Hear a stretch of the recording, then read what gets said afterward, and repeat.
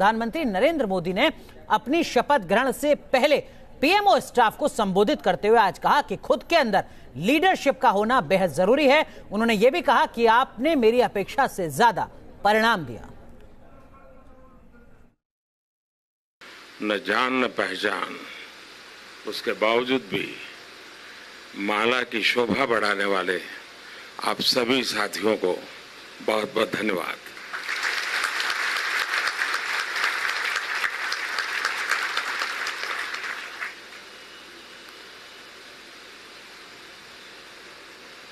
देश और दुनिया को लगता है कि पीएम सफल हुए,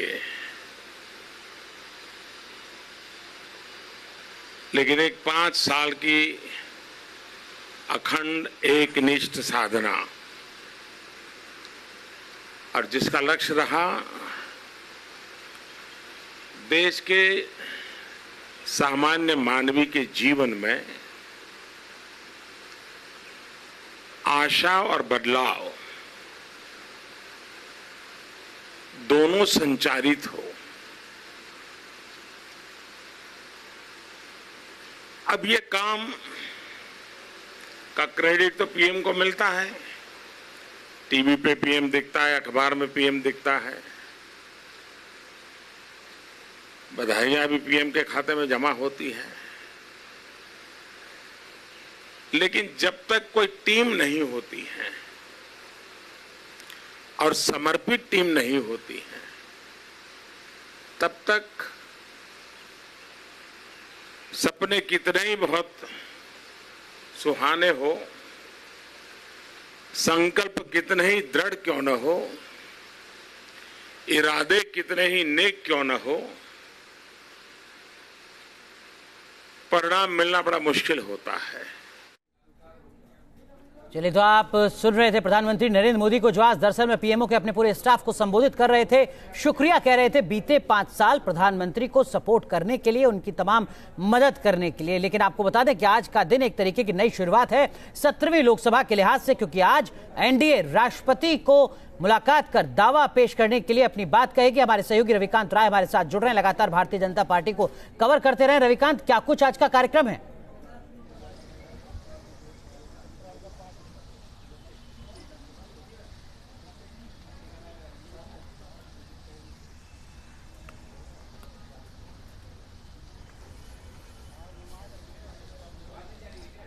रविकांत, आप अगर सुन पा रहे हैं तो आपसे समझना चाहेंगे कि आज का दिन काफी महत्वपूर्ण है भारतीय जनता पार्टी और एनडीए के लिहाज से, और सिर्फ एनडीए के लिहाज से नहीं बल्कि 17वीं लोकसभा के लिहाज से भी। क्या कुछ आज का कार्यक्रम है?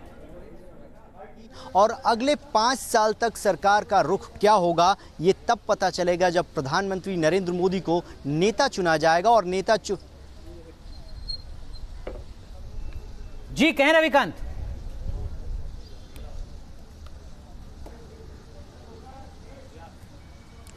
अनुराग, अगर आज के कार्यक्रम की बात करें तो सबसे अहम बात यह है कि 4 बजे सेंट्रल हॉल के अंदर भारतीय जनता पार्टी के संसदीय दल की बैठक होगी, और जब प्रधानमंत्री को नेता चुना जाएगा उस दौरान प्रधानमंत्री बीजेपी के। चलिए रविकांत, आगे भी आपसे जुड़ेंगे और तमाम अपडेट्स लेते रहेंगे। तस्वीरें हम आपको दिखा रहे हैं, ये उस दिन की तस्वीरें हैं जब नतीजे आए थे। 23 मई शाम की तस्वीरें आप देख रहे हैं, जब भारतीय जनता पार्टी के मुख्यालय में नरेंद्र मोदी पहुंचे थे तमाम कार्यकर्ता और समर्थकों का अभिवादन करने के लिए। वहीं दूसरी तरफ एनडीए के स्तर पर आज एक नई शुरुआत होगी, जब पूरा का पूरा एनडीए मोहर लगाएगा प्रधानमंत्री नरेंद्र मोदी के नाम पर देश के अगले प्रधानमंत्री के तौर पर। आपको बता दें कि एनडीए के 352 सांसद हैं, हालांकि भारतीय जनता पार्टी के अकेले 303 सांसद हैं। आपको बता दें कि जो जानकारी मिल रही है उसके मुताबिक 30 मई को प्रधानमंत्री पद की दूसरी बार शपथ ले सकते हैं नरेंद्र मोदी। इससे पहले 26 मई 2014 को ली थी शपथ ग्रहण का शाम को वक्त जो है 4 से 5 बजे का बताया जा रहा है। 2014 में भी शपथ का वक्त लगभग इसी के आसपास था। शपथ ग्रहण में विदेशी मेहमानों को भी बुलाया जा सकता है। आपको बता दें इस वक्त ये बड़ी खबर है, क्योंकि 2014 में भारत के जो पड़ोसी मुल्क के मुखिया थे उनको न्योता भेजा गया था और तमाम लोग आए भी थे। हालांकि इन सब के बीच कल का दिन प्रधानमंत्री नरेंद्र मोदी के लिए बेहद खास, बेहद व्यक्तिगत, क्योंकि वो जाएंगे गुजरात अपनी मां से मिलने के लिए और उससे अगले ही दिन वो पहुंचेंगे वाराणसी अपने संसदीय क्षेत्र में अपने तमाम मतदाताओं का शुक्रिया अदा करने के लिए। और जो तस्वीरें आप देख रहे हैं वो हैं 23 मई की, जब नतीजे आए थे और प्रधानमंत्री को बहुमत मिला था। दरअसल में प्रधानमंत्री नरेंद्र मोदी ने ट्वीट करके खुद ये जानकारी दी है, कल मां का आशीर्वाद लेने गुजरात जाऊंगा, उसके बाद सोमवार को मुझ में भरोसा जताने के लिए काशी जैसी महान भूमि के लोगों का धन्यवाद देने जाऊंगा। ये ट्वीट किया आपसे कुछ देर पहले प्रधानमंत्री नरेंद्र मोदी ने। और नरेंद्र मोदी का इस बार का शपथ ग्रहण बेहद खास हो सकता है। राज तिलक जब होगा प्रधानमंत्री नरेंद्र मोदी का, जब वो शपथ लेंगे 17वीं लोकसभा के मुखिया के तौर पर, तो संभावित मेहमान कौन कौन से हो सकते हैं वो हम आपको बता रहे हैं। ये संभावित चेहरे जो प्रधानमंत्री नरेंद्र मोदी के शपथ ग्रहण समारोह में शामिल हो सकते हैं। बेंजामिन नेतन्याहू इजराइल के प्रधानमंत्री, जिन्होंने हिंदी में शुभकामनाएं दी नरेंद्र मोदी को। इमैनुअल मैक्रों जो फ्रांस के राष्ट्रपति हैं, ये भी संभावित मेहमानों की सूची में हैं। व्लादिमीर पुतिन रूस के राष्ट्रपति भी 30 मई को अगर शपथ ग्रहण होता है तो वहां शामिल हो सकते हैं। जापान के राष्ट्रपति शिंजो आबे, जिन्होंने नतीजों के तुरंत बाद नरेंद्र मोदी को बधाई दी, शुभकामनाएं दी, वो भी शामिल हो सकते हैं। और देखिए एक और बड़ा नाम, सलमान बिन अब्दुल अजीज अल सऊद, जो सऊदी अरब के किंग हैं, वो भी शामिल हो सकते हैं। साथ में शेख मोहम्मद बिन जायद अल नाहयान अबू धाबी के प्रिंस शामिल हो सकते हैं। तो देश की जो तमाम बड़ी ताकतें हैं वो शामिल हो सकते हैं, वो संभावित चेहरे हैं नरेंद्र मोदी के राज तिलक के लिए। और नरेंद्र मोदी देश के बनेंगे प्रधानमंत्री, लेकिन उससे पहले वो एक सांसद के तौर पर चुने गए हैं और उनका संसदीय क्षेत्र है वाराणसी। वाराणसी में किस तरीके की उम्मीदें हैं प्रधानमंत्री से, क्योंकि प्रधानमंत्री खुद परसों पहुंचने वाले हैं वाराणसी। सीधा रुख करते हैं हमारी सहयोगी पिनाज त्यागी का। पिनाज, क्या कुछ तस्वीर, क्या कुछ उम्मीद है प्रधानमंत्री से?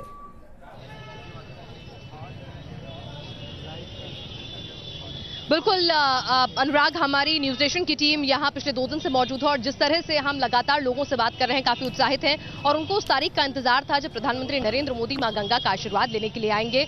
तो अभी ट्वीट करके नरेंद्र मोदी जी ने यह भी साफ कर दिया है कि पहले वो अपनी मां का आशीर्वाद लेंगे, अहमदाबाद जाएंगे और फिर सोमवार को काशी विश्वनाथ के दर्शन के लिए आएंगे, मां गंगा का आशीर्वाद लेंगे और काशी के लोगों का शुक्रिया अदा करेंगे। काशी के लोगों ने उनमें विश्वास जताया है सभी धर्म जाति के बंधनों को तोड़ते हुए। तो काशी के लोग अगले 5 साल के लिए प्रधानमंत्री नरेंद्र मोदी से क्या कुछ चाहते हैं, यही लोगों से जानते हैं। सर, मोदी जी आ रहे हैं मां गंगा का आशीर्वाद लेने के लिए, आप लोगों का शुक्रिया अदा करने के लिए, क्या तैयारियां उनके स्वागत की और अगले 5 साल में क्या चाहते हैं उनसे? सारी चीज़ें करीब करीब मोदी जी ने दे दी हैं हमें। मिला जुला के आप देखें तो सड़कों की व्यवस्था देख लें या लाइट की व्यवस्था देख लें या और चीज़ों की आप व्यवस्था देख लें, तो सारी चीज़ें सुचारू रूप से चल रही हैं, कहीं कोई दिक्कत नहीं है। और मोदी जी के आगमन की हम लोग का मतलब उनके आगमन का हम लोग को भी काफ़ी ज़्यादा इंतजार है कि आए वो उनका स्वागत हम लोग हर बार की तरह ही करेंगे। भीड़ वैसी ही रहेगी, वैसा ही उत्साह रहेगा, सारे लोग वैसे एज यूजुअल जुटे हुए हैं जैसे पहले जुटे हुए। तो सारे 5 साल में कोई काम ऐसे छूट भी गए होंगे जो आप अपने प्रधानमंत्री को, अपने सांसद को कहना चाहेंगे? काशी के लोगों से उनका खास लगा काम कई सारे हैं, जैसे शिक्षा के क्षेत्र में इस सरकार को बहुत ज्यादा अभी काम करना है। 1 नेशन 1 एजुकेशन की पॉलिसी अगर ये लेके आए तो बहुत अच्छा होगा। उसके अलावा बनारस में तो हम लोग बहुत संतुष्ट है, बहुत काम हो रहा है। पिछले 5 सालों में हम लोगों ने जितना काम देखा अपने पीछे के कैरियर में कभी नहीं देखा कि इतना काम इतनी तेज होता हो।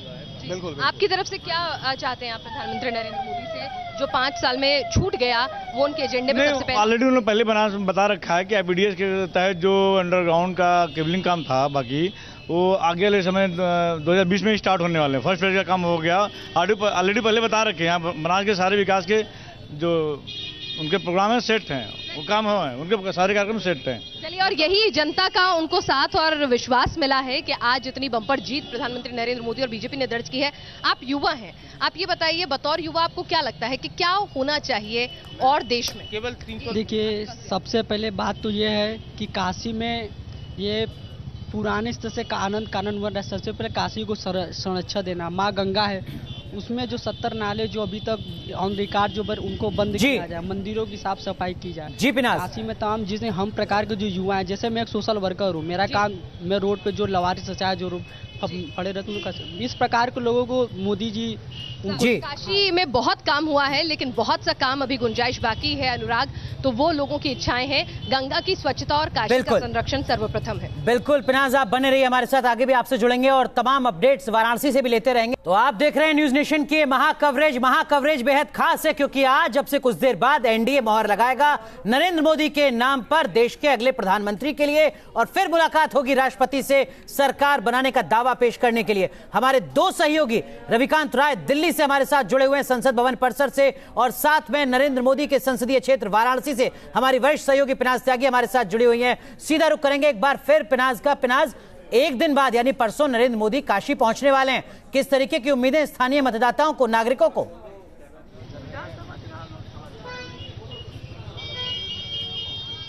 बिल्कुल, लोगों से ही पूछते हैं क्या उम्मीदें हैं। मोदी जी आ रहे हैं काशी, क्या चाहते हैं? सबसे पहले उनके एजेंडे में आपके लिए क्या हो? अमित भाई शाह जी जो बोल चुके हैं धारा 370 एक को हटाने के लिए, उस पर हटनी चाहिए और पाकिस्तान को डांटे रहना, ये सबसे बड़ी। 2024 में भी उनकी मोहर लग चुकी है, पक्का आएंगे, बस हाँ पक्का आएंगे। मोदी जी से हम लोग को बहुत अपेक्षा है, बहुत अच्छा काम किए भी हैं, और जो काम किए और क्या चाहते हैं? और ये हम ये चाह रहे हैं कि ये बेचू को तो बहुत अच्छा बना दिए हैं, लेकिन यहाँ बेचू में कुछ डॉक्टर जो है अपना मोनोपोली बनाया हुआ है, जो जांच निचले जो डॉक्टर लोग क्या करते हैं, जो मरीज आता है बाहर से 2000 की जगह 25,000। लेकिन विश्वास देखिए कि वो लोग ये भूल जाते हैं कि वो देश के प्रधानमंत्री हैं, वो छोटी से लेकर बड़ी तक हर चीज मोदी जी से ही समाधान चाहते हैं। बिल्कुल, लेकिन काशी के मतदाताओं की उम्मीदें 370 को लेकर भी हैं। रविकांत, आज का कार्यक्रम किस तरीके का है भारतीय जनता पार्टी का, एनडीए का?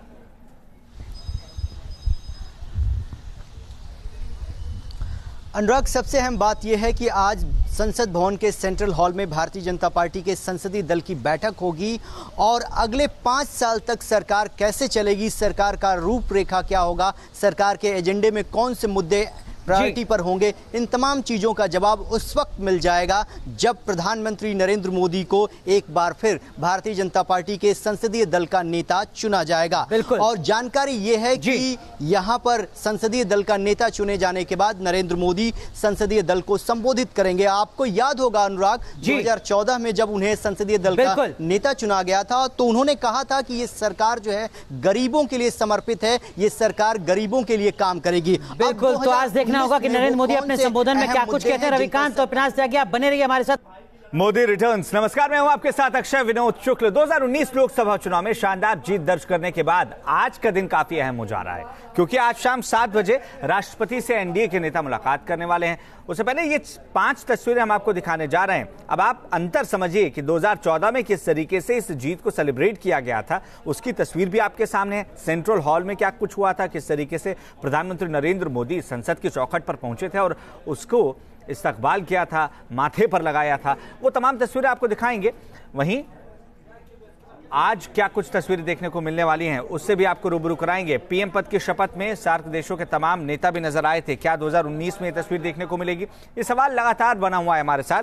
हमारी सहयोगी पिनाज त्यागी हमारे साथ वाराणसी से जुड़ी हुई हैं, रविकांत राय हमारे साथ दिल्ली से लगातार बने हुए हैं। पहले रविकांत का रुख कर लेते हैं। रविकांत, संसदीय दल की बैठक में अभी कितना वक्त बाकी है?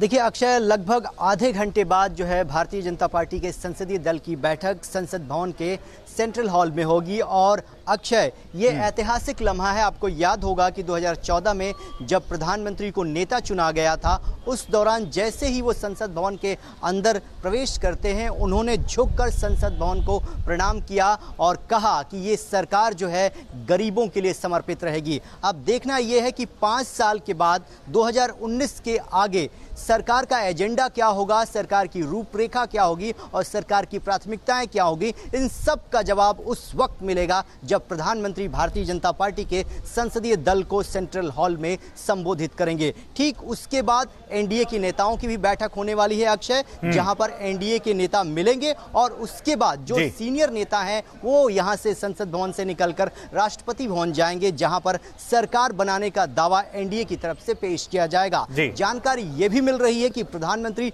नरेंद्र मोदी भी वहां पर मौजूद रहेंगे और उसके बाद जो एक औपचारिकता होती है आधिकारिक रूप से वो राष्ट्रपति के सामने रखा जाएगा। बिल्कुल रवि, आप बने रहिए, क्योंकि स्वरूप क्या होगा मंत्रिमंडल का, क्या कुछ नए चेहरों को शामिल किया जाएगा, अमित शाह को लेकर भी सस्पेंस लगातार बना हुआ है, ये भी हम जानने की कोशिश करेंगे। पिनाज का रुख करते हैं। पिनाज, हमारे साथ वाराणसी से जुड़ी हुई हैं। पिनाज, वाराणसी में लोगों के अंदर क्या कुछ उम्मीदें नजर आ रही हैं? प्रधानमंत्री ने जीत दर्ज करने के बाद जब अपने कार्यकर्ताओं को संबोधित किया था दिल्ली में, तो 3 बड़ी बातें कही थी। इन 3 बातों के अलावा और क्या कुछ वाराणसी के लोग चाहते हैं?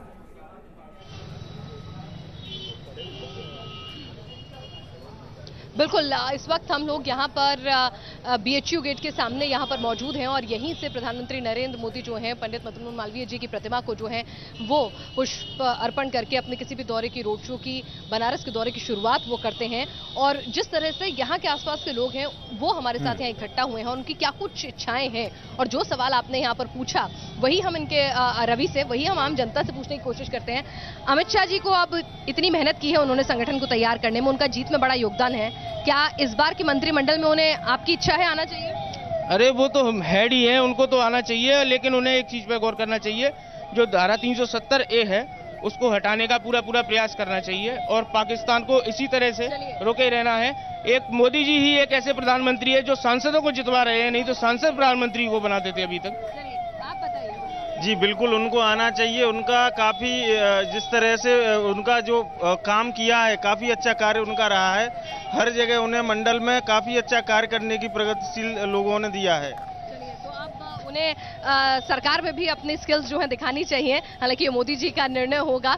आप बताइए, मोदी जी ने 5 साल में कई काम ऐसे भी होंगे जो छूट गए होंगे, आप क्या चाहते हैं? क्या न्यूज नेशन के माध्यम से डिमांड रखते हैं? मैं न्यूज नेशन के माध्यम से ये डिमांड करना चाहता हूँ, युवा होने के नाते, कि वो युवाओं के लिए रोजगार पैदा करें और युवाओं के लिए मतलब अच्छी नौकरी और अच्छी नौकरी। बिल्कुल, रोजगार एक ऐसा मुद्दा था जो इस चुनाव में हर संसदीय क्षेत्र में सुनने को मिला है। युवा लगातार ये मांग करते आए हैं कि रोजगार के मुद्दे पर ध्यान दिया जाए और उम्मीद भी जताई है कि नरेंद्र मोदी की सरकार इस मुद्दे पर आने वाले 5 साल में काम कर सकती है। हमारे दोनों सहयोगी लगातार हमारे साथ बने हुए हैं। आगे बढ़ते हुए आपको बता दें कि केंद्रीय मंत्री और बीजेपी नेता हर्षवर्धन ने बड़ी जीत दर्ज की है। हर्षवर्धन से खास बातचीत की है हमारे सहयोगी सैयद आमिर हुसैन ने।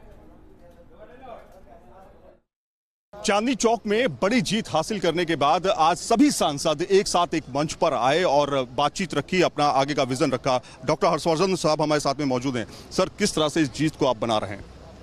नहीं, मना तो कोई ऐसा नहीं कि कोई, लेकिन ऑब्वियसली हमें इस बात की खुशी है कि भारत के लोगों ने एक ईमानदारी को, सच्चाई को, कमिटमेंट को, सिंसियरिटी को, संवेदनशीलता को, करुणा भाव को, एक विजन को उन्होंने जो है प्राथमिकता दी है। क्योंकि एक तरफ नरेंद्र मोदी जी की लीडरशिप के ये गुण थे और दूसरी तरफ दूसरी अपोजिशन पार्टीज थी जिनके पास ना तो कोई विजन था, केवल झूठ था। एनडीए की आज बैठक है सर और सभी लोगों को बुलाया गया है, क्या क्या कार्यक्रम होगा, किस तरह की तैयारी? नहीं, मुझे तो इतना ही पता है कि आज सारे सांसद लोग आएंगे भाजपा के और एनडीए के, और वो अपना नेता चुनेंगे और स्वाभाविक है कि नेता तो एक ही है, नरेंद्र मोदी जी, उन्हीं को चुना जाएगा। आखिरी सवाल सर, कि आपने काफ़ी ज़्यादा काम किया, पर्यावरण मंत्री आप रहे, लेकिन क्या लगता है आने वाले समय में आपको अगर मंत्रिपरिषद में रखा जाता है तो क्या आपकी फर्स्ट प्रायोरिटी होगी, क्या इच्छा होगी? जो भी हमें काम देंगे उसको मेहनत और ईमानदारी से करेंगे, बस इतनी ही प्रायोरिटी है। शुक्रिया बातचीत के लिए। तो ये थे डॉक्टर साहब जिन्होंने साफ तौर पर बताया जो चांदनी चौक से बड़ी जीत हासिल की है उसके बाद अब उनकी प्रायोरिटी है अपने क्षेत्र के विकास के लिए। जाहिर तौर पर तमाम पॉलिटिकल इस तरह की चीज़ें सामने आई, लेकिन अब आने वाले समय में किस तरह का मंत्रिमंडल का चेहरा होगा इस पर सभी की नजरें होंगी। वीडियो जर्नलिस्ट नवीन के साथ सैयद आमिर हुसैन, न्यूज नेशन, दिल्ली। तो इस पूरे चुनाव में ब्रांड मोदी को लेकर जनता का अटूट भरोसा नजर आया और यह भरोसा ही था कि बीजेपी जनता में यह संदेश देने में कामयाब रही कि विपक्ष के पास प्रधानमंत्री मोदी का विकल्प है ही नहीं। बीजेपी अपने इस प्रचार में कामयाब रही कि मोदी ही देश का विकास कर सकते हैं, मोदी ही देश की सुरक्षा भी कर सकते हैं, मोदी ही दुनिया में भारत का नाम ऊंचा कर सकते हैं।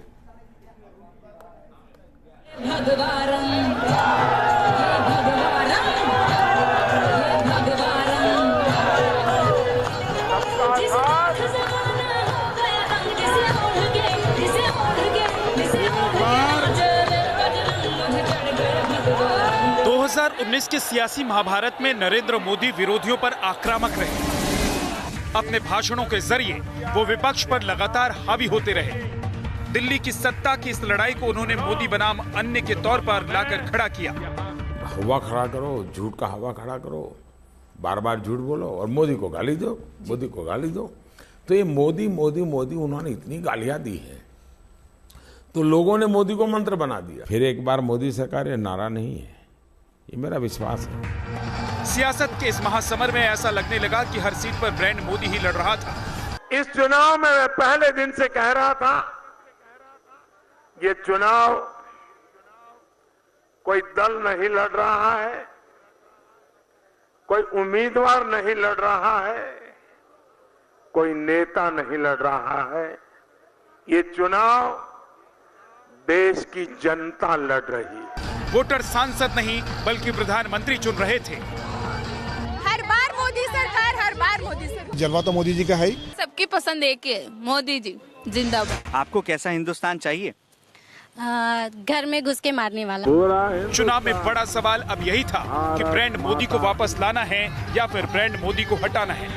यही वजह है कि हर लोकसभा सीट पर स्थानीय सांसदों के कामकाज से ज्यादा चर्चा पीएम मोदी के कामकाज की होने लगी।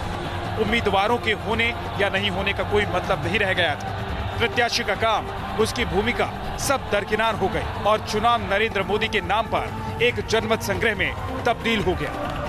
मोदी के सामने कोई सक्षम कोई उम्मीदवार न होने से फिर लोगों ने भी ऐसा सोचा होगा कि चलो भाई मोदी है तो उनको ही कायम रखो। इसलिए आप देखेंगे कि बहुत सारे उम्मीदवार भी खुद का प्रचार नहीं किए। मोदी मोदी का नारा लगता तो ये भी उसी में शामिल हो जाते थे, तो उम्मीदवार कौन है इसका कोई लोगों को भी पता नहीं चलता था। वोट देना है तो कमल को दो और मोदी को दो, बस ये दोनों चीज सामने रखते हुए पूरा प्रचार उन्होंने किया। प्रधानमंत्री नरेंद्र मोदी को भी इस राजनीतिक परिस्थितियों से फायदा मिल रहा था। वो अपनी हर चुनावी सभा में कह रहे थे कि अगर आप कमल का बटन दबाएंगे तो आपका वोट सीधे मोदी के खाते में चला जाएगा।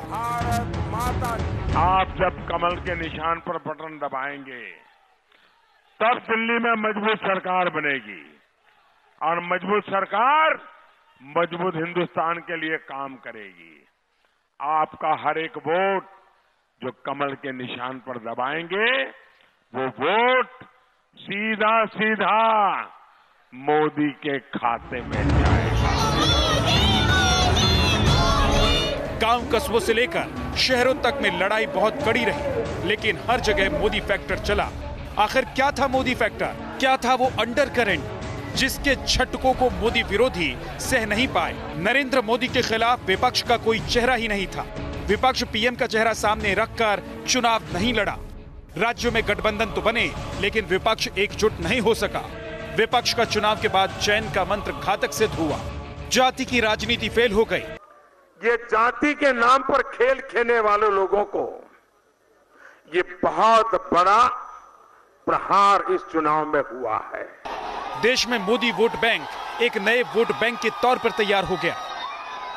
ये वोट बैंक दूसरे चुनावों में तो अलग अलग मुद्दों पर राय रखता है, लेकिन लोकसभा चुनाव में वो सीधे ब्रांड मोदी के नाम पर मुहर लगाता है, क्योंकि उसे भरोसा है कि सिर्फ नरेंद्र मोदी ही दे सकते हैं राष्ट्र को सशक्त नेतृत्व। चुनाव नतीजों ने साफ कर दिया कि नरेंद्र मोदी निर्विकल्प हैं। गांधीनगर से लेकर दिल्ली तक नरेंद्र मोदी का सामना कांग्रेस समेत कई राजनीतिक दलों के झुंड से हुआ, लेकिन पिछले 18 वर्षों से चुनावी राजनीति में मोदी ने खुद को अजय साबित किया। Team news nation.